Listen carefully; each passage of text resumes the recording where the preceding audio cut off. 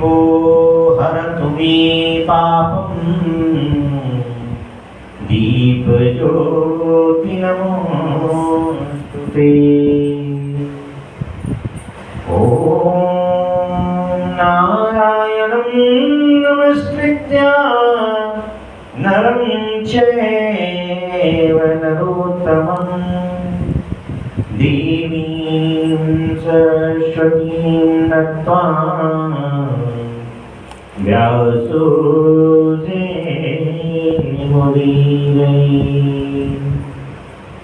श्रीमन्नारायण नारायण नारायण भजमन नारायण नारायण नारायण लक्ष्मी नारायण नारायण नारायण राघव नारायण नारायण नारायण माधव नारायण नारायण नारायण राघव नारायण नारायण नारायण।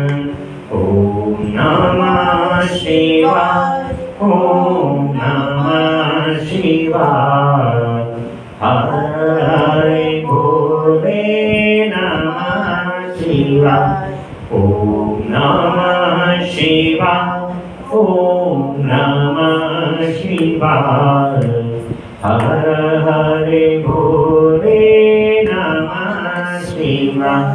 शिव गंगाधराय शिव गंगाधराय हर हरे भोले नमः शिवाय ओम नमः शिवाय ओम नमः शिवाय हर हरे भोले नमः शिवाय। अथ श्री स्कंद पुराणांतर्गते वैष्णव खंड भूमिवारा खंड अंतर्गते तोंडमान को विषाद के साथ भगवान श्रीनिवास का दर्शन होना। पृथ्वी ने जब बारह भगवान के पास जाकर के पूछा था तो बारह भगवान को बता रहे हैं महात्म्य। पृथ्वी ने पूछा कि मुझे धारण करने वाले प्रियतम कलयुग में आपका दर्शन किसको होगा तथा परम सुंदर विग्रह वाले भगवान श्रीनिवास का दर्शन भी किसे प्राप्त होगा।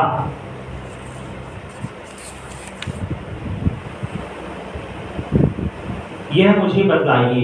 भगवान बारह बोले देवी सुनो, जो भविष्य में होने वाली बात है उसे भूतकाल की भांति बतला रहा हूँ। इस पवित्र पर्वत पर एक वसु नामक निषाद था जो श्यामाक वन अर्थात सामा के जंगल की रक्षा किया करता था। भगवान पुरुषोत्तम के प्रति उसके मन में बड़ी भक्ति थी। वह सामा के चावलों का भात बनाकर उसमें मधु मिला देता और श्री देवी तथा भूदेवी सहित देवादेव भगवान विष्णु को निवेदन करके स्वयं प्रसाद पाता था। इस प्रकार भक्त करने वाले उस निषाद की कल्याणमयी भार्या चित्रवती ने एक उत्तम पुत्र को जन्म दिया जिसका नाम वीर था। वसु अपने पुत्र तथा पतिव्रता पत्नी के साथ आनंद पूर्वक रहता था। एक दिन वह अपने पुत्र को सामा की रक्षा करने का आदेश दे स्वयं पत्नी के साथ मधु की खोज में चला। मधु का छाता देखने की इच्छा से वह एक वन से दूसरे वन में शीघ्रता पूर्वक चला जा रहा था। इधर उसके पुत्र ने सामा के तैयार किए हुए भात को लेकर कुछ अग्नि में डाल दिया और कुछ पीसकर वृक्ष की जड़ में भगवान श्रीपति को भोग लगाया। फिर भगवान का प्रसाद खाकर वीर वहां सुख से बैठा रहा। तदंतर वसु मधु लेकर आया और सामा के चावलों को खाया हुआ देख अपने पुत्र को फटकारने लगा। उसने बड़ी उतावली के साथ वीर को मार डालने के लिए तलवार लेकर हाथ को ऊपर उठाया। उस समय भगवान विष्णु उस वृक्ष पर ही विराजमान थे। उन्होंने वज्र की तलवार हाथ से पकड़ ली। तब उसने वृक्ष की ओर देखा। भगवान विष्णु हाथ में शंख चक्र और गदा लिए आधा शरीर वृक्ष पर टिकाए खड़े थे। उन्हें देखते ही वसु ने तलवार छोड़ दी और भगवान के चरणों में प्रणाम करके कहा, देवी सर आप ये क्या कर रहे हैं? श्री भगवान बोले, वसु तुम मेरी बात सुनो, तुम्हारा पुत्र मुझ में भक्ति रखता है, यह तुमसे भी बढ़कर मुझे प्यारा है, इसलिए मैंने इसे प्रत्यक्ष दर्शन दिया। इसकी दृष्टि में मैं सर्वत्र हूँ, किंतु तुम्हारी दृष्टि में केवल स्वामी पुष्करणी के तट पर रहता हूँ। भगवान का यह वचन सुनकर वसु बड़ा प्रसन्न हुआ। एक समय चंद्रवंश में तोंडमान नाम से प्रसिद्ध एक राजा हुए, वे बड़े वीर थे। उनके पिता का नाम सुधीर और माता का नाम नंदिनी था। 5 ही वर्ष की अवस्था में उनके हृदय में भगवान विष्णु की भक्ति प्रकट हो गई। वे बड़े बुद्धिमान और सुशीलता, शूरता तथा पराक्रम आदि गुणों की निधि थे। युवा होने पर उन्होंने पांड्य नरेश की सुंदरी पुत्री पद्मा के साथ विवाह किया। तत्पश्चात भिन्न भिन्न देशों की सैकड़ों स्वयंवरा कन्याओं को भी वे ब्याह लाए और नारायणपुर में रहकर इस पृथ्वी पर देवराज इंद्र की भांति सुख भोगने लगे। एक दिन सिंह के समान पराक्रमी तोंडमान अपने पिता की आज्ञा लेकर वेंकटाचल के समीप शिकार खेलने के लिए गए। वहां अपने सेवकों के साथ पैदल घूमते हुए उन्होंने एक युद्धपति गजराज को देखा और उसे पकड़ने के लिए उसका पीछा किया। सुवर्णमुखी नदी को पार करके वे परम उत्तम ब्रह्मर्षि शुक के पास गए और उन्हें प्रणाम करके उनकी आज्ञा ले एक वन से दूसरे वन में चले गए। एक जगह उन्होंने रेणुका देवी को देखा जो वाल्मीकि अर्थात बाम्बी विमोट के आकार में खड़ी थी।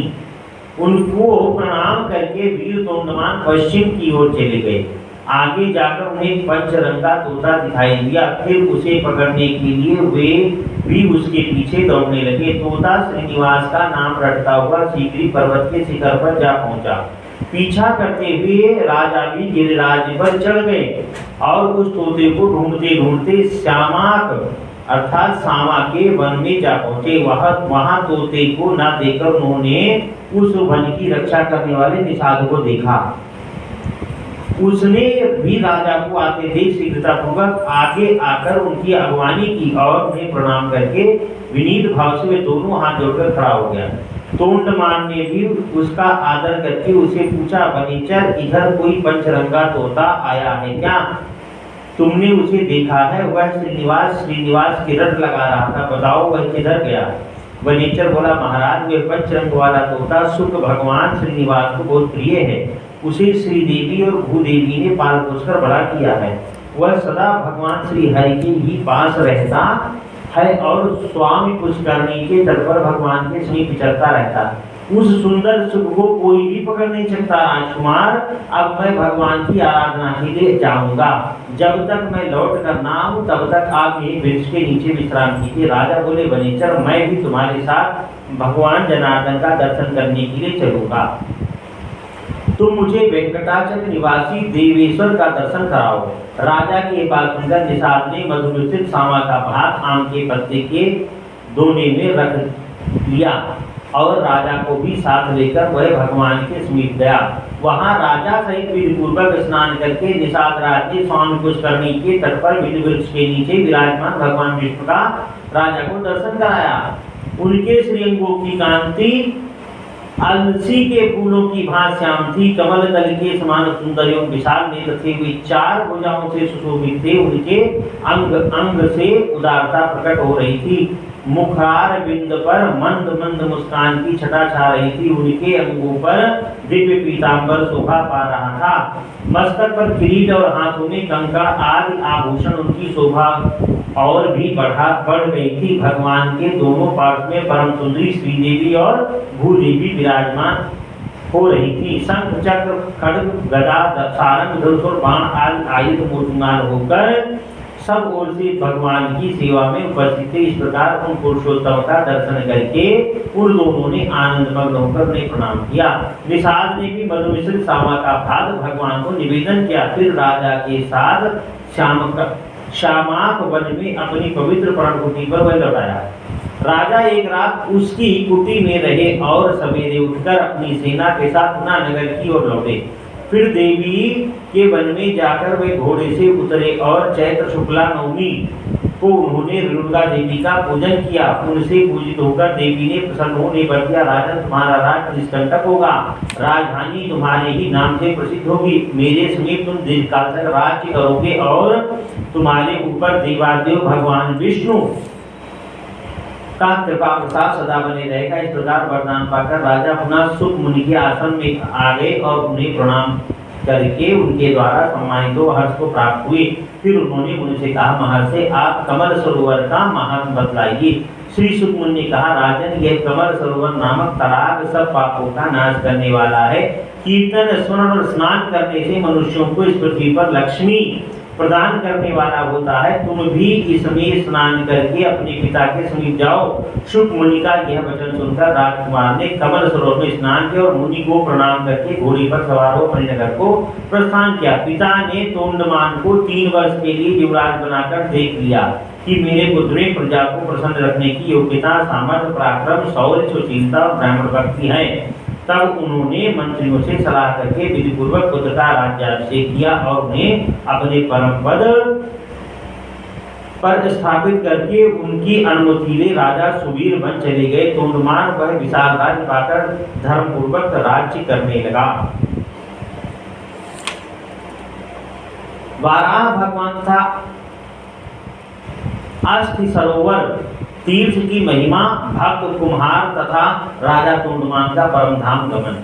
भगवान वाराह कहते हैं कि हे भूदेवी, एक दिन निषाद राज बस तोंडमान के द्वार पर आया। द्वार वालों से उसके आगमन की सूचना पाकर महाराज ने उसे दरबार में बुलाया और मंत्रियों के साथ पुत्र और परिवार से उसका स्वागत सत्कार किया। तत्पश्चात प्रसन्न होकर उन्होंने वसु से पूछा, वनिजर किस कार्य से तुम्हारा यहाँ आगमन हुआ? वसु ने कहा, राजन मैंने वन में एक बड़े आश्चर्य की बात देखी, उसे सुनिए। रात में कोई श्वेत रंग का वाराह आकर मेरा सामान चरने लगा।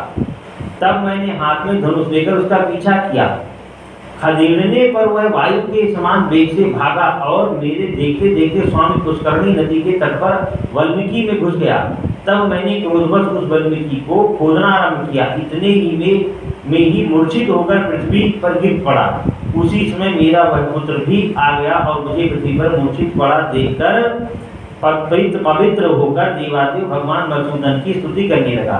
तब भगवान वाराह का मुझ में आवेश हुआ। उन्होंने मेरे पुत्र से कहा, निषाद राज, तुम शीघ्र राजा के पास जाकर मेरा सारा वृतांत उनसे कहो। राजा काली गौ के दूध से अभिषेक करते हुए इस वाल्मीकि को धो डाले, तब इसके भीतर एक परम सुंदर शिला दिखाई देगी। उसे लेकर किसी कारीगर से मेरी मूर्ति बनवाएं, जिसमें मैं भूदेवी को अपने बाएं अंग में लेकर खड़ा रहूं और मेरा मुख सुगर के समान हो। मूर्ति तैयार हो जाने पर बड़े बड़े मुनीश्वरों और वैखानस महात्माओं द्वारा उसकी स्थापना कराकर स्वयं तोंडमान भी उसकी पूजा करे। यूँ कहकर भगवान वाराह ने मुझे छोड़ दिया। तब मैं स्वस्थ हो गया। देवाधिदेव भगवान वाराह आपसे क्या कराना चाहते हैं, यह बतलाने के लिए ही मैं यहाँ आया हूँ। राजा तोंडमान भी यह सुनकर बहुत प्रसन्न और विस्मित हुए। तदंतर पुष्कर आदि मंत्रियों के साथ कार्य का निश्चय करके वेंकटाचल जाने का विचार किया और सब ग्वालों को बुलाकर कहा, गोपगण जितनी भी मेरी काली और कपिला गौएं हैं उन सबको बछड़ों सहित वेंकटाचल के समीप लाओ। गोपों को ऐसी आज्ञा देकर राजा ने मंत्रियों को सूचित किया, कल ही यात्रा करनी है। इसके बाद सब प्रजा को विदा करके जितेंद्र राजा ने अंतःपुर में प्रवेश किया और अपनी पत्नियों से वाराह जी की वह कथा सुनाकर वे रात में वहीं सोए। सपने में भगवान श्रीनिवास ने राजा को बिल का मार्ग दिखाया और उनके नगर से लेकर बिल के अंत तक मार्ग में पल्लव बिछा दिए। राजा यह स्वप्न देखकर जब सवेरे उठे तब उन्होंने शीघ्र ही मंत्रियों, प्रजाओं और ब्राह्मणों को भी बुलाया। उन सब से अपना देखा हुआ स्वप्न सुनाकर जब उन्होंने दरवाजे पर दृष्टि डाली तो वहां पल्लव बिछे हुए दिखाई दिए। तब उपयुक्त मुहूर्त में घोड़े पर सवार हो राजा तोंडमान घर से चले और बिल के पास पहुंचकर वहीं उन्होंने नगर बनाया। उस समय देवादेव भगवान ने स्वयं राजा को यह आदेश दिया, अर्थात संकेत किया कि इमली और चंपा ये 2 वृक्ष बहुत उत्तम हैं, इनका पालन करो। इमली मेरा आश्रय है और चंपा लक्ष्मी जी का स्थान है। अतः राजाओं, ऋषियों, देवताओं का मनुष्यों को इन 2 वृक्षों की वंदना करनी चाहिए। तोंडमान से ऐसा कहकर भगवान विष्णु चुप हो गए। उनका वचन सुनकर राजा ने 4 दीवारी बनवाई और वैखानस कुल के मुनियों से पूजा कराया। वे प्रतिदिन विधि के मार्ग से आकर भगवान को प्रणाम करते और लौट जाते। उन्होंने उत्तम भोग भोगते हुए धर्मपूर्वक राज्य किया। इसी समय दक्षिण देश के एक श्रेष्ठ ब्राह्मण गंगा स्नान के लिए स्त्री सहित घर से चले। मार्ग में ब्राह्मणी गर्भवती हो गई। उसे इस दशा में देखकर और अपने साथ चलने में असमर्थ जानकर ब्राह्मण देवता राजा के द्वार पर आए। द्वारपाल से उनके आगमन की सूचना पाकर राजा ने उन्हें दरबार में बुलाया और उनकी विधि पूर्वक पूजा करके उनसे कुशल समाचार पूछा। ब्राह्मण, आपके आगमन का क्या हेतु है, बताइए, मैं आपकी किस आज्ञा का पालन करूं। ब्राह्मण ने कहा, निश्चित में वशिष्ठ कुल में उत्पन्न वीर शर्मा नामक सामवेदी ब्राह्मण हूँ। घर से गंगा स्नान करने के लिए पत्नी को साथ लेकर निकला था। मार्ग में एक गर्भवती हो गई। यह कुशिक वंश की कन्या तथा बड़ी पुण्यशीलिनी है। इसका नाम लक्ष्मी है। यह बड़ी सुशील और पतिव्रता है। इसे मैं आपके घर में रखकर अपना व्रत पूर्ण करना चाहता हूँ। अतः जब तक मैं लौट कर ना आऊँ तब तक आप इसकी रक्षा करें।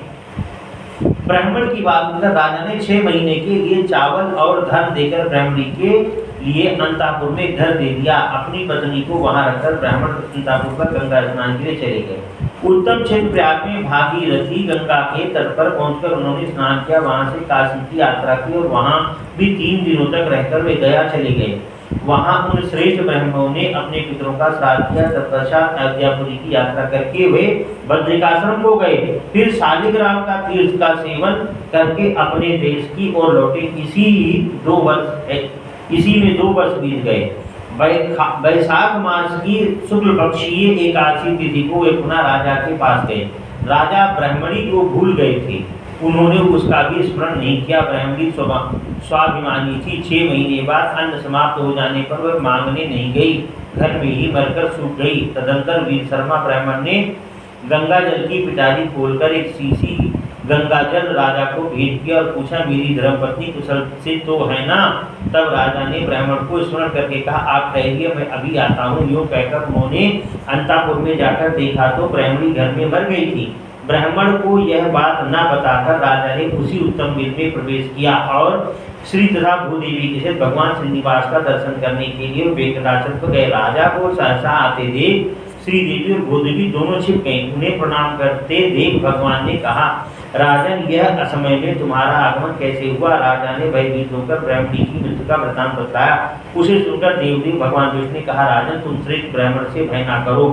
तुम ब्राह्मणी के शव को डोली में बैठाकर अपनी रानियों के साथ यहाँ ले आओ और मेरे निवास स्थान से पूर्व भाग में जो अस्थि सरोवर है उसी में द्वादशी को नहलाओ।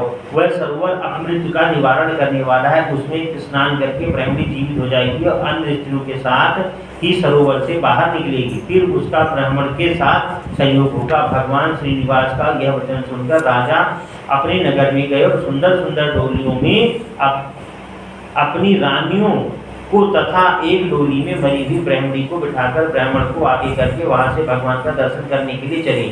अस्थिकूट सरोवर पर पहुंचकर राजा ने उन सब स्त्रियों को स्नान करने की आज्ञा दी। उनकी रानियों ने अस्थि चर्म विशिष्ट ब्राह्मणी को भी सरोवर में डाल दिया।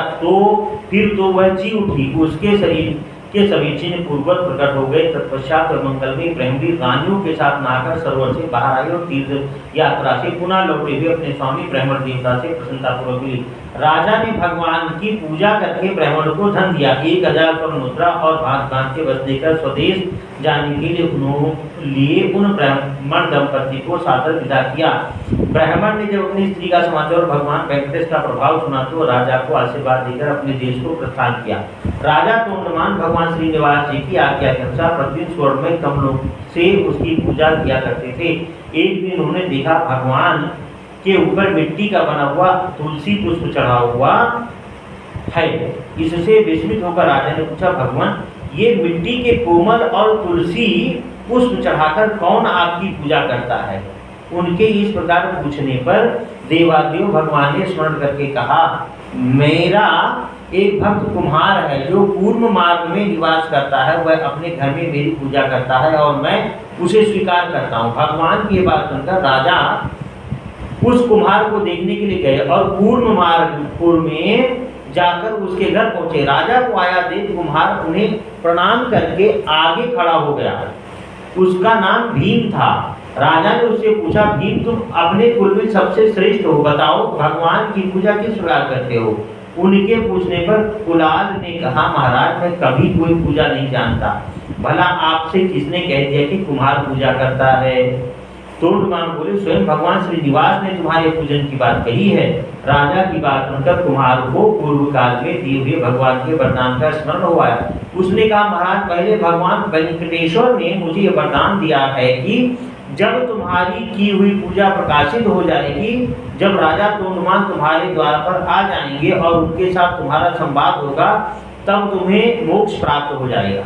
यो कहकर पत्नीसेन कुमार ने वहां आए हुए विमान को और उस पर बैठे हुए भगवान जनार्दन को देखकर उन्हें प्रणाम करते हुए प्राण त्याग दिए तथा राजा तोंडमान के देखते देखते विमान पर बैठकर रूप धारण करके दिव्य रूप धारणी पत्नी के साथ भगवान विष्णु के ब्रह्मधाम को चला गया। यह अद्भुत घटना देखकर राजा हर्ष में भरे हुए अपने नगर को आए और अपने श्रीनिवास नामक पुत्र का विधिपूर्वक राज्याभिषेक करके बोले, बस तुम धर्मपूर्वक सब मनुष्यों का पालन और पृथ्वी की रक्षा करो। पुत्र को यह आज्ञा देकर बुद्धिमान राजा बड़ी भारी तपस्या करते थे। उन्होंने उन्हें प्रत्यक्ष दर्शन दिया। वे श्री तथा भूदेवियों के साथ गरुड़ पर आरूढ़ होकर आए थे। भगवान बोले, निश्चित मैं तुम्हारी तपस्या से बहुत संतुष्ट हूँ, बोलो तुम्हारी किस इच्छा की पूर्ति करूं? देवादेव भगवान के ऐसा कहने पर सम्राट तोंडमान अत्यंत प्रसन्न हो हाथ जोड़कर गदगद वाणी में बोले, माधव मैं आपके जरा मृत्यु रहित धाम में निवास करना चाहता हूँ, मुझे यही मनोवांछित वरदान दीजिए। ऐसा कहकर राजा भगवान के समीप पृथ्वी पर साष्टांग पड़ गए और शरीर त्याग कर विमान पर जा बैठे। उस समय गंधर्वगण उनकी स्तुति कर रहे थे। राजा भगवान विष्णु का स्वरूप प्राप्त करके शोक मोह रहित, जरा मरण वर्जित और पुनरावृत शून्य वैकुंठ धाम को चले गए। सूत जी कहते हैं, देवादेव भगवान वराह के द्वारा कहे हुए इस भविष्य प्रसंग को जो सुनता है तथा पुण्यमयी पुराण कथा का भक्ति पूर्वक पाठ करता है, वह सब कामनाओं को भोग कर अंत में भगवान विष्णु के परम पद को प्राप्त होता है। राजा परीक्षित को ब्राह्मण का श्राप तक्षक के काटने से उनकी मृत्यु था। उनकी रक्षा न करने के पाप से कलंकित काश्यप ब्राह्मण का पुष्करणी में स्नान करके शुद्ध होना। कौन सा ब्राह्मण था जो रक्षा नहीं कर पाया? स्नान श्री सूत उवाच। सूत जी कहते हैं कि पुष्करणी का महात्म्य है ये कि महर्षियों, अब मैं श्री स्वामी पुष्करणी के महात्म्य का प्रतिपादन करने वाला इतिहास कहता हूँ, जो इसे पढ़ने वालों के लिए भी पाप का नाशक है। अभिमन्यु के पुत्र राजा परीक्षित धर्म के अनुसार इस पृथ्वी का पालन करते हुए हस्तिनापुर में निवास करते। एक समय मृगया में अनुरक्त होकर वन में घूम रहे थे। उस समय उनकी अवस्था 60 वर्ष की हो गई। वे भूख और प्यास से पीड़ित थे। घूमते घूमते उन्होंने एक ध्यानमग्न मुनि को देखकर पूछा, मुने मैंने इस समय वन में अपने बाण से एक मृग को घायल किया, वह भय से कातर होकर भाग गया, क्या आपने उसे देखा? मुनि की समाधि लग गई थी। उन्होंने मौन रहने का व्रत भी लिया था, इस कारण राजा को कुछ भी उत्तर नहीं दिया। तब राजा ने कुपित हो एक मरे हुए सांप को धनुष से उठाकर मुनि के कंधे पर डाल दिया और अपने नगर की रानी मुनि के एक पुत्र था जिसका नाम था श्रृंगी रखा गया। श्रृंगी के कृष्ण नाम वाला कोई श्रेष्ठ द्विज मित्र था। उसने विवाद में अपने मित्र श्रृंगी से व्यंगपूर्वक कहा, सके तुम्हारे पिता इस समय मरा हुआ सांप कंधे पर ढो रहे हैं, तुम बहुत घमंड ना दिखाया करो और मेरे आगे यह व्यर्थ क्रोध न किया करो। यह सुनकर श्रृंगी कुपित हो उठा और शाप देते हुए बोला, जिस मूढ़ बुद्धि ने मानव ने मेरे पिता के कंधे पर मरा हुआ सांप रखा है, वह 7वें दिन तक्षक नाके काटने पर मृत्यु को प्राप्त होगा। इस प्रकार उस मुनि कुमार ने उत्तरानंदन परीक्षित को शाप दे दिया। उसके पिता शमीक मुनि ने जब यह सुना कि मेरे पुत्र ने राजा को शाप दिया है, तब वे उससे बोले, अरे समस्त लोगों की रक्षा करने वाले राजा को तूने क्यों शाप दिया? राजा के ना रहने पर हम लोग संसार में सुखपूर्वक कैसे रहेंगे? क्रोध से पाप होता है और दया से सुख मिलता है। जो मनुष्य मन में आए हुए क्रोध को क्षमा से शांत कर देता है वह इहलोक और परलोक में भी अतिशय सुख का भागी होता है। क्षमा युक्त मनुष्य ही उत्तम श्रेय प्राप्त करता है। पुत्र बेटे को इस प्रकार समझाकर शमीक ने दौड़मुख नाम वाले अपने शिष्य से कहा, वत्स दौड़मुख, तुम जाकर राजा परीक्षित से मेरे पुत्र के दिए शाप का वृतांत जिसमें तक्षक नाग के डसने की बात कही है बता दो। महामंत्री फिर शीघ्र मेरे पास लौट आना। शमीक के ऐसा कहने पर दौड़मुख ने उत्तर कुमार राजा परीक्षित के पास जाकर कहा, राजन, आपके द्वारा पिता के कंधे पर रखे हुए वृद्ध सर्प को देखकर शमीक के पुत्र श्रृंगी ऋषि ने रोष में आकर आपको यूं शाप दिया है, आज से 7वें दिन अभिमन्यु पुत्र परीक्षित महानाग तक्षक के काटने पर उसकी विषाग्नि से जलकर भस्म हो जाएंगे। राजा से ऐसा कहकर दौड़मुख शीघ्र लौट गया। उसके जाने पर राजा ने गंगा की बीच धारा में एक ही खंभे का एक बहुत ऊंचा विस्तृत मंडप बनवाया और भगवान विष्णु के प्रति भक्तिभाव बढ़ाते हुए अनेक देवर्षि महर्षि और राजर्षियों के साथ उस ऊंचे मंडप में रहने लगे। उसी अवसर पर मंत्र जानने वालों में श्रेष्ठ कश्यप नाम वाले ब्राह्मण तक्षक के महान वेश्य राजा की प्राण रक्षा करने के लिए 7वें दिन वहां जा रहा था। दरिद्र होने के कारण वह राजा से धन पाने की इच्छा रखता था। इसी बीच में तक्षक नाग भी ब्राह्मण का रूप धारण करके आ गया। मार्ग में काश्यप को देखकर उसने पूछा, ब्राह्मण महामुनि, तुम कहाँ जाते हो, मुझे बताओ। काश्यप ने उत्तर दिया, आज महाराज परीक्षित को तक्षक नाग अपनी विषाग्नि से जलाएगा। उसकी विषाग्नि को शांत करने के लिए मैं महाराज के समीप जाता हूँ। तक्षक बोला, विप्रवर, मैं ही तक्षक हूँ। मैं जिसे काट लूं उसकी चिकित्सा 100 वर्षों में भी 10,000 मंत्रों से भी नहीं हो सकती है। यदि तुम मेरे काटे हुए को भी अपनी चिकित्सा द्वारा जिला देने की शक्ति है तो बहुत ऊंचे इस वृक्ष को मैं डसता हूँ, तुम जिला दो। यूं कहकर तक्षक ने उस वृक्ष को काट लिया।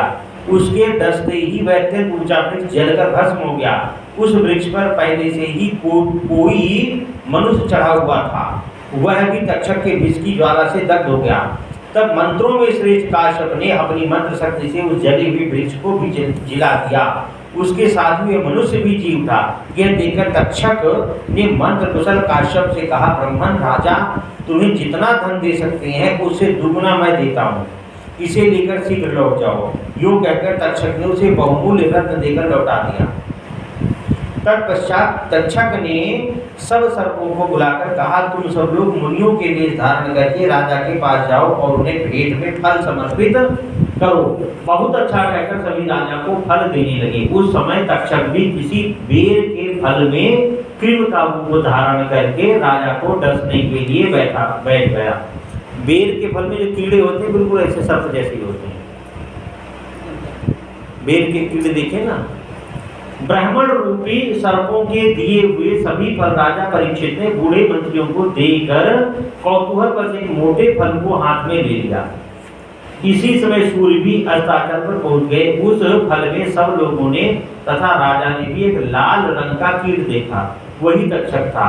उसने शीघ्र ही फल से निकलकर राजा के शरीर को लपेट लिया और यह देख आसपास बैठे हुए सब लोग भय से भाग गए। ब्राह्मणों तक्षक की अत्यंत प्रबल विषाग्नि से राजा परीक्षित मंडप सहित तत्काल जलकर भस्म हो गए। पुरोहित और मंत्रियों ने उनका और दैहिक संसार करके प्रजा की रक्षा के लिए उनके पुत्र जन्मेजय को राजपद पर रक्षित किया। तक्षक से राजा की रक्षा करने के लिए जो काश्यप नामक ब्राह्मण आया था उसकी सब लोग निंदा करने लगे कि तूने राजा को सर्प के विष से बचा देता, तूने लेकिन डबल धन लेकर के नहीं बचाया। अंत में वह शाकल्य मुनि की शरण में गया और उन्हें प्रणाम करके, क्योंकि ब्राह्मण जिसकी भर्त्सना करने लगे उसका विनाश हो जाता है। धन के लोभ में उसने ऐसा कर दिया।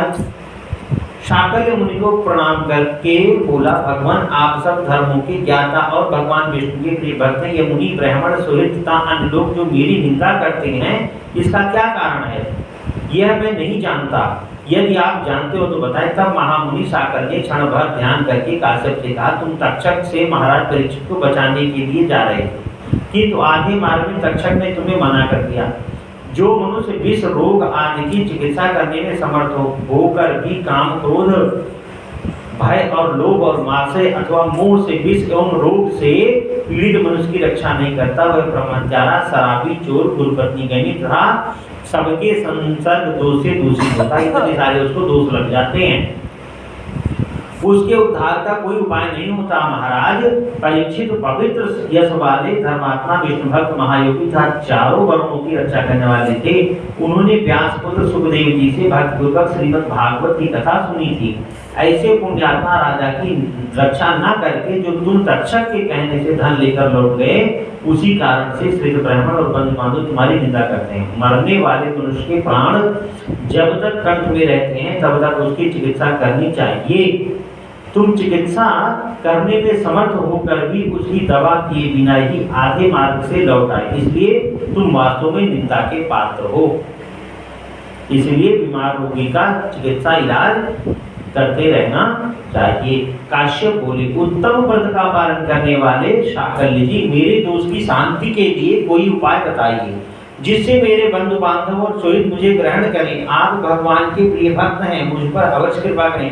तब मुनीश्वर शाकल्य ने क्षण भर ध्यान करके कृपापूर्वक कहा, ब्राह्मण, इस पाप की शांति के लिए तुम्हें एक उपाय बताता हूँ। स्वर्णमुखी नदी के तट पर भगवान लक्ष्मी का श्री निवास भूमि है, उनका नाम वेंकटाचल है, जो सब लोगों में पूजित है। उसका दूसरा नाम शेषाचल है, वह परम पवित्र देवता और दानवों से भी वर्तित है। ब्रह्म हत्या, सुरापान तथा स्वर्ण की चोरी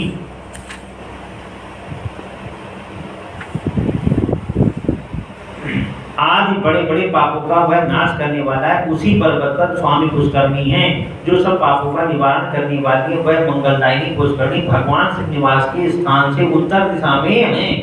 तुम वेंकटाचल पर जाकर कल्याणमयी स्वामी पुष्करणी में संकल्प पूर्वक स्नान करो, फिर पश्चिम तट पर बसे हुए 12 स्वामी की सेवा करके भगवान के मुख्य मंदिर में जाओ।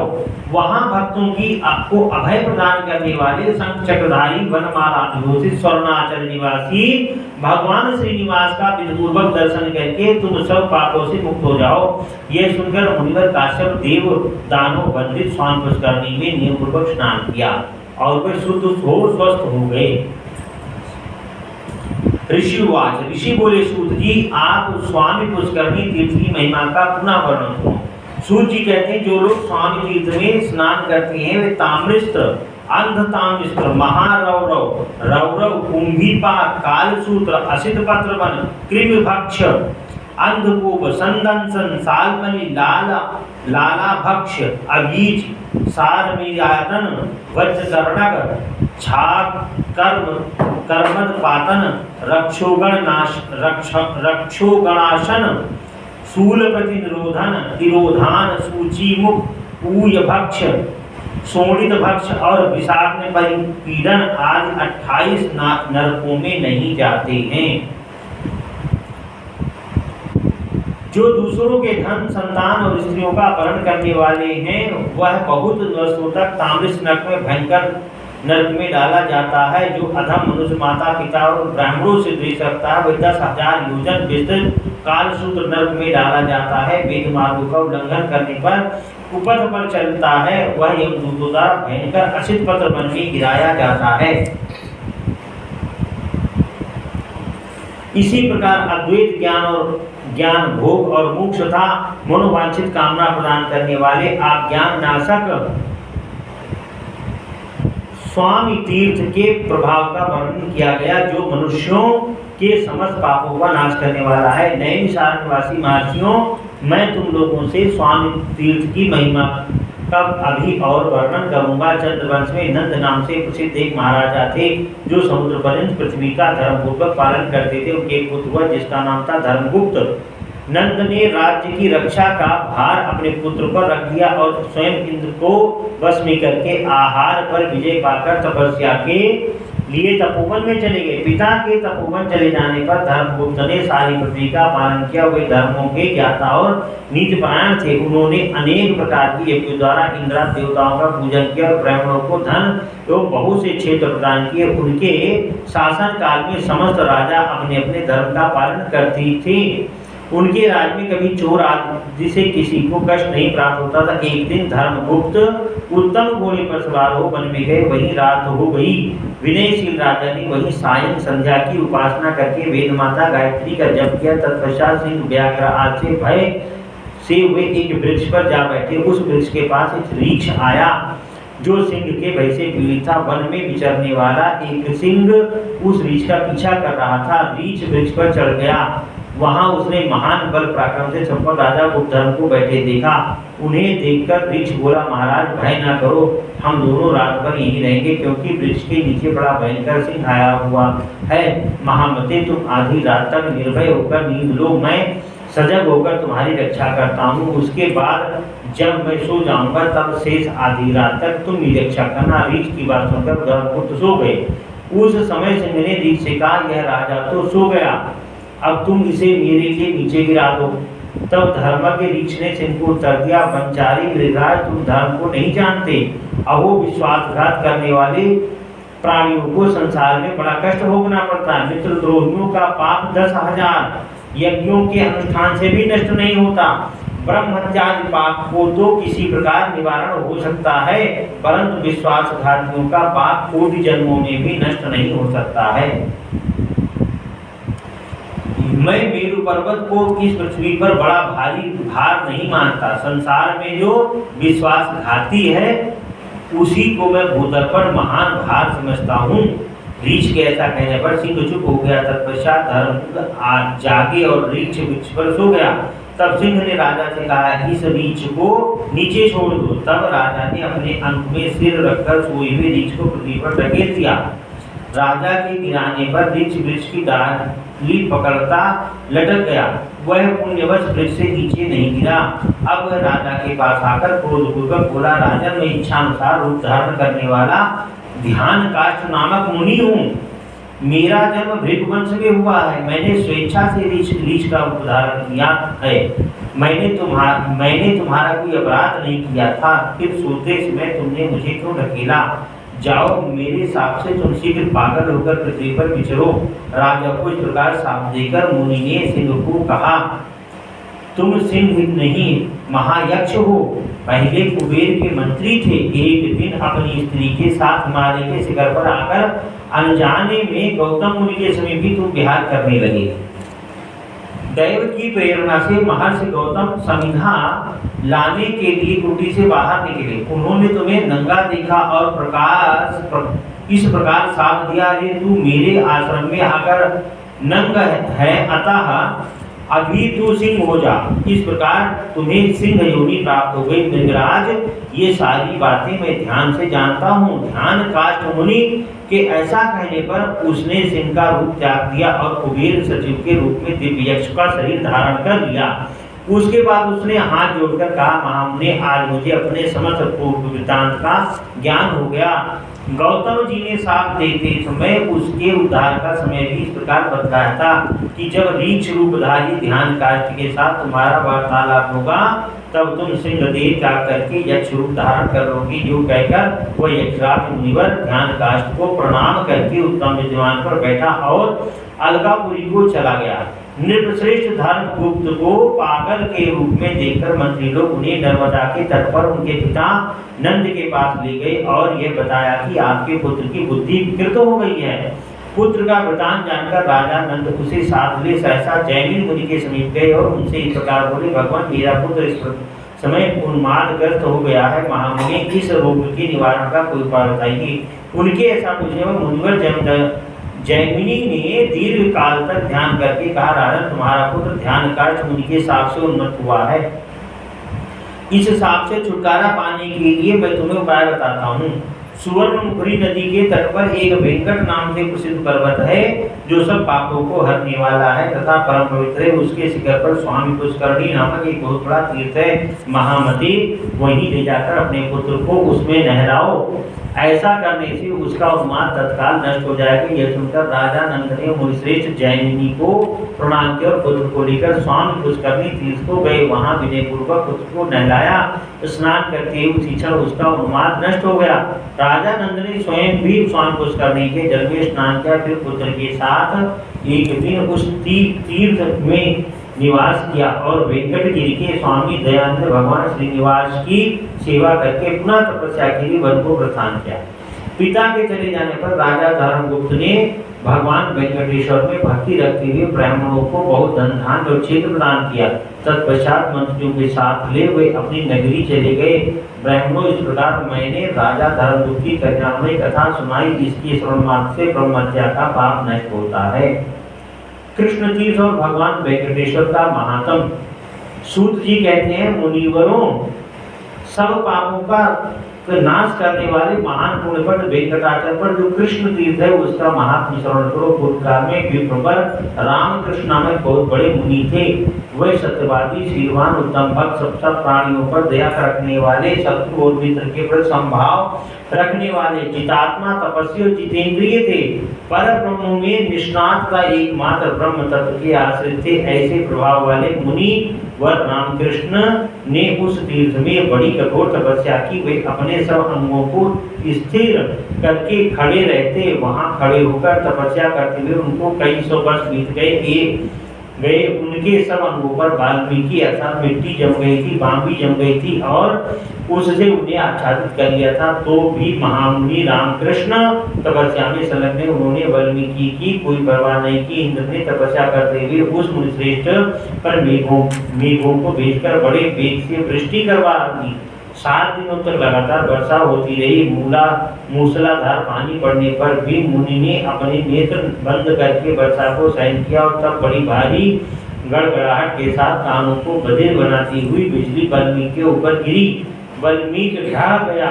उसी समय शंख चक्र गदाधारी भगवान विष्णु प्रकट हुए। वे विनतानंदन गरुड़ पर आरूढ़ थे। गले में पड़ी हुई वनमाला उनकी शोभा बढ़ा रही थी। श्री रामकृष्ण की तपस्या से संतुष्ट भगवान घर बोले, रामकृष्ण, तुम वेद शास्त्र के पारंगत विद्वान हो और तपस्या की निधि हो। मेरे प्रादुर्भाव के दिन जो मनुष्य यहाँ स्नान करता है उसके पुण्यफल का वर्णन शेष नाग भी नहीं कर सकते। सूर्य मकर राशि पर स्थित हो और महातिथि पूर्णिमा पुष्य नक्षत्र से युक्त हो तो इस तीर्थ में स्नान करने का सर्वोत्तम समय है। जो मनुष्य उस दिन कृष्ण तीर्थ में स्नान करता है वह सब पापों से मुक्त होकर समस्त कामनाओं को प्राप्त होता है। आज से यह महातीर्थ तुम्हारे ही नाम से संसार में प्रसिद्ध होगा। ऐसा कहकर भगवान श्रीनिवास ध्यान हो गए।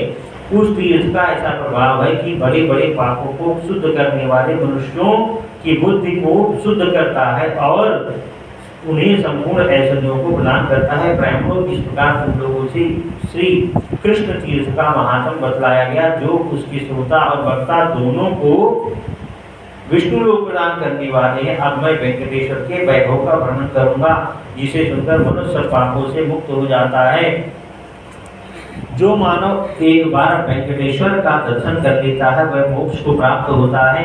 सतयुग में जो पुण्य 10 वर्षों में प्राप्त होता है हो जाता है, वही त्रेता में एक ही वर्ष में, द्वापर में 5 महीने में और कलयुग में एक ही दिन में प्राप्त हो जाता है। परंतु जो श्रीनिवास का दर्शन करता है उन्हें एक पल में वही पुण्य फल करोड़ करोड़ गुना होकर मिलता है। श्री भगवान वेंकटेश्वर में संपूर्ण तीर्थ सब देवता, मुनि और पितर विद्यमान है।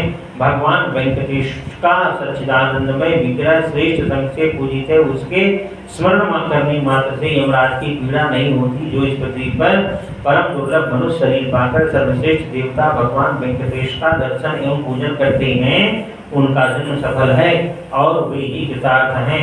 भगवान नारायण का दर्शन होने पर सहस्त्रों ब्रह्महत्या और 10,000 मद्यपान के पाप भी पूर्णतः नष्ट हो जाते हैं। जो मनुष्य सदा भोग और स्वर्गलोक का राज्य चाहते हैं वे एक बार प्रसन्नता पूर्वक वेंकटाचल निवासी भगवान श्रीनिवास को प्रणाम करें।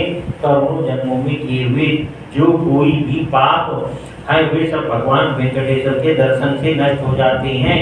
जो संपर्क से, कौतूहल से, लोभ से अथवा भय से महादेव वेंकटाचलेश्वर का स्मरण करता है वह इलोक और परलोक में कभी दुख भाग का भागी नहीं होता।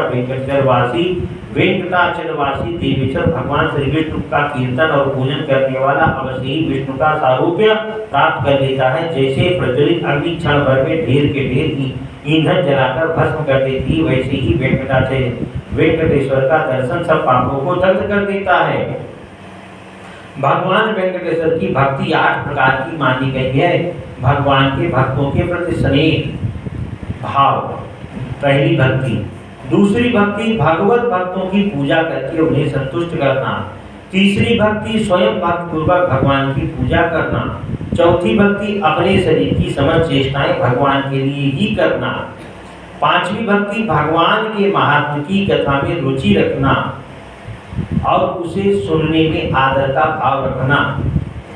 छठी भक्ति अपने नेत्र और शरीर में भगवत भक्त एवं भगवत प्रेम जनित विकार का स्मरण होना। सातवीं भक्ति भगवान श्रीनिवास का निरंतर स्मरण करना तथा आठवीं भक्ति वेंकटाचल निवासी भगवान श्रीनिवास की शरण लेकर ही जीवन धारण करना। ऐसी 8 प्रकार की भक्ति यदि मनुष्य में भी हो तो वह निश्चय ही मोक्ष को प्राप्त कर लेता है। भगवान की अनन्य भक्ति तथा ब्रह्म ज्ञान से मोक्ष की प्राप्ति निश्चय है, निश्चय ही मोक्ष की प्राप्त कर लेता है। भगवान की अनन्य भक्ति और ब्रह्म ज्ञान से मोक्ष की प्राप्ति निश्चय है। सन्यासी और नैतिक ब्रह्मचारियों को वेद शास्त्र श्रवण जनित ज्ञान से जो मुक्ति प्राप्त होती है वही सब लोगों को केवल भगवान वेंकटेश्वर के दर्शन से अभिलग्न प्राप्त होते हैं। वेंकटगिरी के स्वामी श्रीनिवास का दर्शन करने पर सब लोग महापुरुष की श्रेणी में चले आते हैं। उनमें से कोई एक दूसरे से कम या अधिक नहीं रह जाता है। सब पापों का नाश करने वाले परम पवित्र वेंकटाचल पर जाकर जो सर्वश्रेष्ठ देव भगवान श्रीनिवास का भक्तिपूर्वक दर्शन करता है उसकी समता इस भूलोक पर चारों वेदों का विद्वान भी नहीं कर सकता। संपूर्ण वेद भगवान श्रीनिवास का ही प्रतिपादन करते हैं। सब यज्ञ श्रीनिवास की ही आराधना के साधन है तथा सब लोग भगवान श्रीनिवास के ही आश्रित हैं। अन्य सबका आश्रय छोड़कर भगवान श्रीनिवास की ही शरण लेनी चाहिए। पाप नाशन तीर्थ की महिमा, भद्रमती ब्राह्मण का चरित्र। वेंकटाचल पर चढ़ने के पूर्व उस पुण्यवर्धक पर्वत की इस प्रकार प्रार्थना करनी चाहिए कि हे स्वर्णाचल, हे महापुण्यमय सर्वदेव सेवित गिरिश्रेष्ठ ब्रह्मा आदि देवता भी जिसकी श्रद्धा पूर्वक सेवा करते हैं उन्हीं आपके ऊपर मैं अपने दोनों पैरों से चलूंगा। मुझ पाप चेता पुरुष के इस पाप को आज आप कृपा पूर्वक क्षमा करें। आपके शिखर पर निवास करने वाले भगवान लक्ष्मीपति का आप मुझे दर्शन कराइए। इस प्रकार पर्वतश्रेष्ठ वेंकटाचल की प्रार्थना करके मनुष्य उस पर धीरे धीरे चले। ऊपर पहुंचकर सब पापों का नाश करने वाले परम पुण्य में स्वामी पुष्करणी तीर्थ में नियम पूर्वक स्नान करो। तत्पश्चात पितरों को पिंडदान करके ऐसा करने से स्वर्गवासी पितर मोक्ष को प्राप्त होते हैं और नरकवासी पितर स्वर्ग में चले जाते हैं। तदनंतर उस पर्वत के ऊपर जो सब तीर्थों में श्रेष्ठ और पवित्र पापविनाशन नामक तीर्थ है जिसके स्मरण मात्र से मनुष्य फिर गर्भ में नहीं आता है उसके पास जाकर उसमें स्नान करना चाहिए। वह स्वामी तीर्थ से उत्तर दिशा में है। वहां स्नान करने से मनुष्य वैकुंठ धाम को प्राप्त होता है। पूर्व काल में भद्रमती नाम का एक श्रेष्ठ ब्राह्मण था जो वेद वेदांग में पारंगत पंडित थे, परंतु वे बड़े दरिद्र थे। उनके पास जीविका का कोई साधन नहीं था। पूर्व बुद्धिमान ब्राह्मण ने संपूर्ण शास्त्र पुराण और धर्मशास्त्रों का श्रवण किया था। उनके 6 स्त्रियां थी, कृता, सिंधु, यशोवती, कामिनी, मालिनी और शोभा, ये उनके नाम थे। उनके गर्भ से ब्राह्मणों ने 200 पुत्र उत्पन्न किए थे। वे सभी पुत्र आज भूख से पीड़ित हो रहे थे। अपने प्यारे पुत्रों और प्रियतमा पत्नियों को क्षुधा से व्याकुल देखकर दरिद्र भद्रमती विलाप करने लगा। हाय, सुदामा जी वाली स्थिति है, बिल्कुल सुदामा जी वाली स्थिति है। हाय, भाग्यहीन जन्म को धिक्कार है, धन और कीर्ति से रहित जीवन को धिक्कार है। उस जन्म को भी धिक्कार है जिसमें धनाभाव के कारण अतिथियों का सत्कार ना हो पाता हो। ज्ञान और सदाचार से शून्य जीवन को भी धिक्कार है। और बहुत संतानों वाले मनुष्य का जीवन धन मनुष्य के धनहीन जन्म को भी धिक्कार है। ब्राह्मण पुत्र, पौत्र, बंधु, भाई, शिष्य आज सभी मनुष्य धनहीन पुरुष को त्याग देते हैं और जो धनवान है वह निर्दयी हो, चाहे दयावान हो, गुणहीन हो या गुणवान, मूर्ख हो या पंडित, सब धर्मों से युक्त हो या चाहे धर्महीन हो, यदि वह ऐश्वर्य धनवान के गुण से युक्त है तो पूजने के ही योग्य होता है। अहो दरिद्रता बड़ा भारी दुख है। अहो दुखम अहो दुखम अहो दुखम दरिद्रता। उसमें भी आशा तो अत्यंत दुखदायी होती है कि आशा लगा के बैठे कि अब ये होगा, अब बरसेगा तो अब मिलेगा धन। ऐसी आस तो और भी खराब होती है। समस्त संसार के दास होते हैं जो आशा के दास होते हैं वो समस्त संसार के दास होते हैं, और जिन्होंने आशा को अपनी दासी बना लिया उनके लिए ये संपूर्ण जगत दास के तुल्य है। अहो दरिद्रता, महान दुख है, महान दुख है, महान दुख है। उसमें भी पुत्र और स्त्रियों की संख्या अधिक हो जाए तो और भी दुखदायी।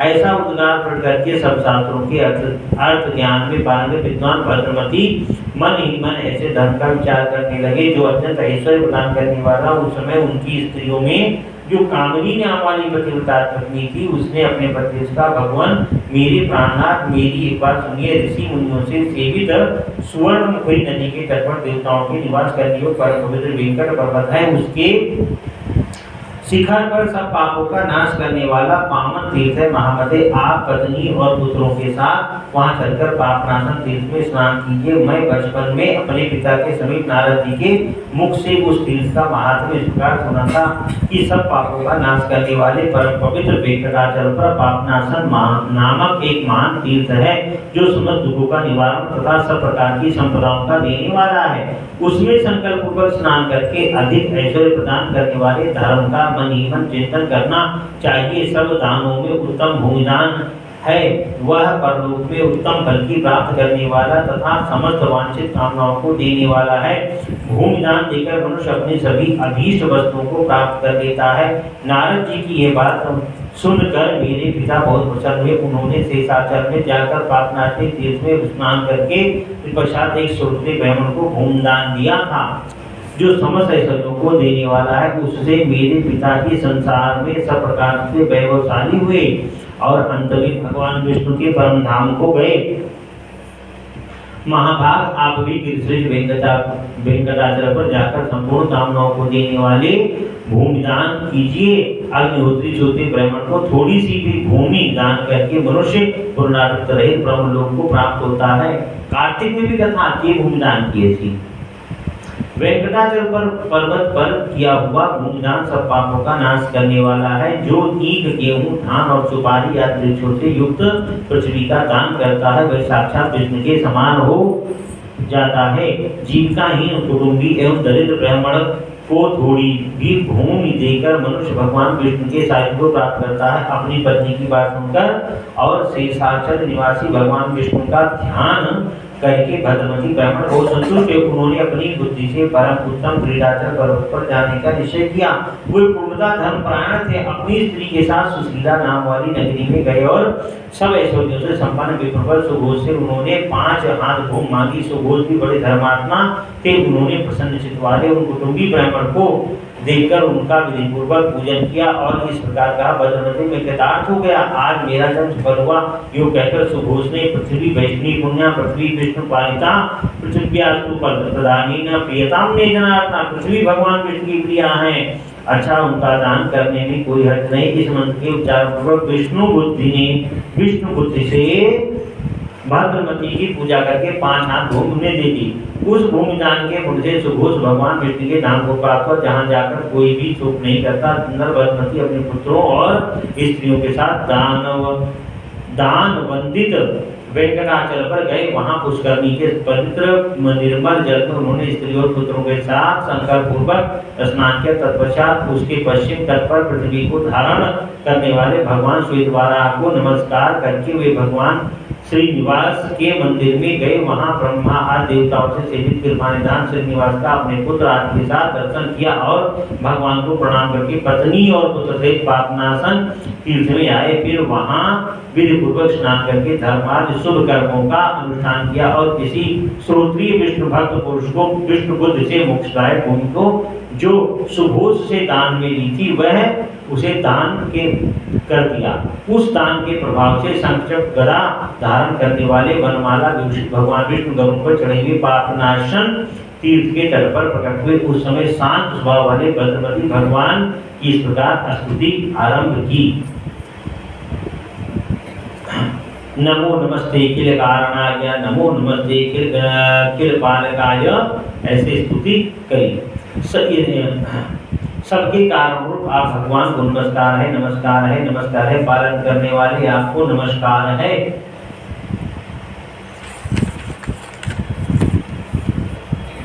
ब्राह्मण भद्रमती के इस प्रकार स्तुति करने पर भक्तवत्सल दयानिधान भगवान श्रीनिवास ने वात्सल्य पूर्वक कहा, तात तुम्हारा कल्याण हो। तुम्हारे इस महास्तोत्र से मैं संतुष्ट हूँ ब्रह्मन।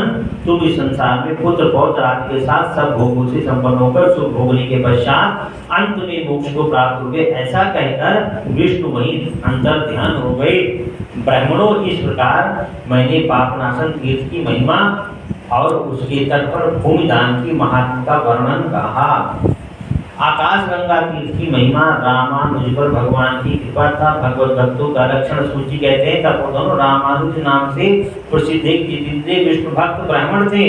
धर्मात्मा रामानुज ने वानप्रस्थ में आश्रम में स्थित होकर आकाश गंगा के तीर्थ के समीप तपस्या की। गर्मी में भगवान विष्णु का ध्यान करते हुए पंचाग्नि के मध्य में स्थित रहते थे।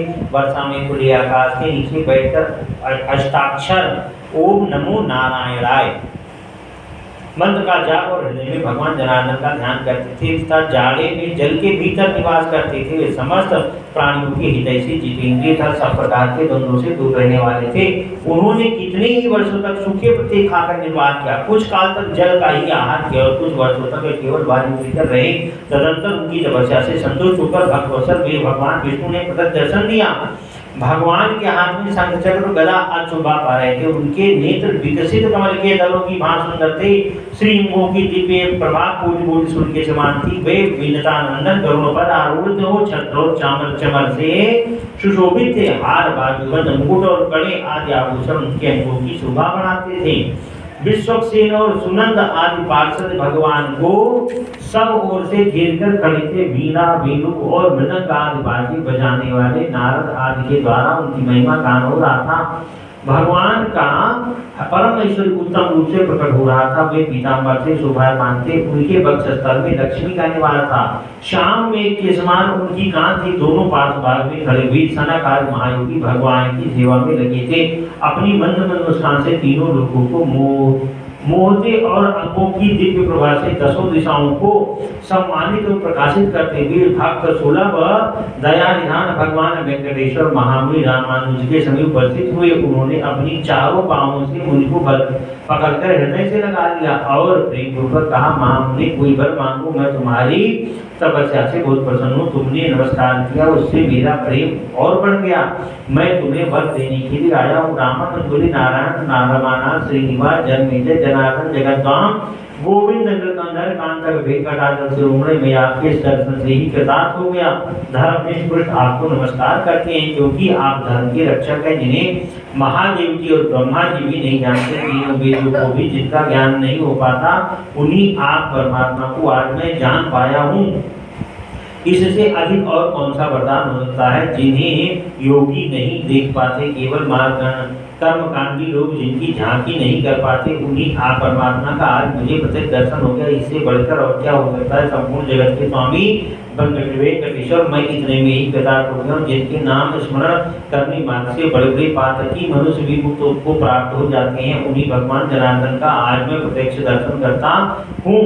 श्री भगवान ने कहा, महामते रामानुज, मुझे तुम्हारी दृढ़ भक्ति मुझ में तुम्हारी दृढ़ भक्ति हो ब्रह्मन, मेरी कही हुई बात भी सुनो। जब सूर्य मेघ राशि पर जाते हैं उस समय चित्रा नक्षत्र की पूर्णिमा होने पर जो लोग आकाश गंगा में स्नान करते हैं वे पुनरावृत्ति रहित परम धाम को प्राप्त होते हैं। रामानुज, तुम आकाश गंगा के समीप ही निवास करो। प्रारब्ध कर्म के अनुसार प्राप्त इस शरीर का अंत होने पर तुम्हें मेरे स्वरूप की प्राप्ति होगी। इस विषय में बहुत कहने पर क्या कोई आवश्यकता है। अर्थात नहीं, आकाश गंगा के सो जल में कोई भी स्नान करते हैं वे सभी उत्तम भगवत भक्त। रामानुज ने पूछा, भगवान भगवत भक्तों के लक्षण क्या है, किस कर्म से उनकी पहचान होती है।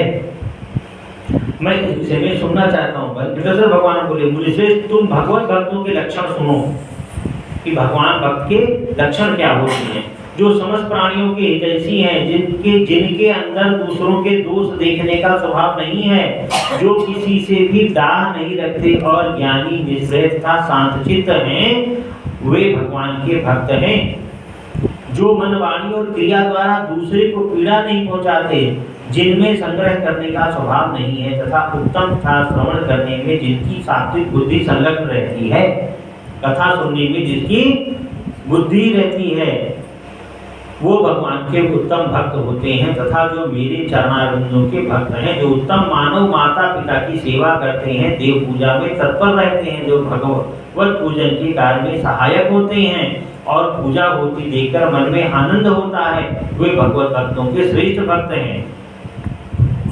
जो ब्रह्मचारियों और सन्यासियों की सेवा करते हैं तथा दूसरों की कभी निंदा नहीं करते, जो श्रेष्ठ मनुष्य सबके लिए हितकारक वचन बोलते हैं और जो लोक में सद्गुणों के ग्राहक हैं, वे उत्तम भगवत भक्त हैं। जो सब प्राणियों को अपने समान देखते हैं तथा शत्रु और मित्र में समभाव देखते हैं, जो धर्मशास्त्र के वक्ता तथा सत्यवादी हैं और जो ऐसे पुरुषों की सेवा में रहते हैं, वे सभी उत्तम भगवत भक्त हैं। दूसरे का अभ्युदय देखकर जो प्रसन्न होते हैं और भगवान नामों का कीर्तन करते हैं, जो भगवान के नामों का अभिनंदन करते हैं, उन्हें सुनकर अत्यंत हर्ष में भर जाते हैं, संपूर्ण अंगों में रोमांचित हो उठते हैं, जो अपने आश्रमोचित आचार के पालन में तत्पर अतिथियों के पूजक तथा वेदार्थ के वक्ता हैं, वे वैष्णव हैं, जो अपने पढ़े हुए शास्त्रों को दूसरों के लिए बतलाते हैं और सर्वत्र गुणों को ग्रहण करने वाले हैं, जो एकादशी का व्रत करते हैं, जो मेरे लिए सत्कर्मों का अनुष्ठान करते हैं, मुझ में मन लगाते हैं, मेरा भजन करते हैं, मेरे भजन के लिए लालायित रहते हैं तथा सदा मेरे नामों का स्मरण में तत्पर रहते हैं, वे उत्तम भगवत भक्त हैं। सद्गुणों की ओर जिनकी स्वाभाविक प्रवृत्ति होती है, वे सभी श्रेष्ठ भक्त होते हैं। श्रीमन नारायण नारायण नारायण, श्रीमन नारायण नारायण नारायण, राघव नारायण नारायण नारायण, माधव नारायण नारायण नारायण। ओम नमः शिवाय, ओम नमः शिवाय, हर हरि बोले नमः शिवाय। ओम नमः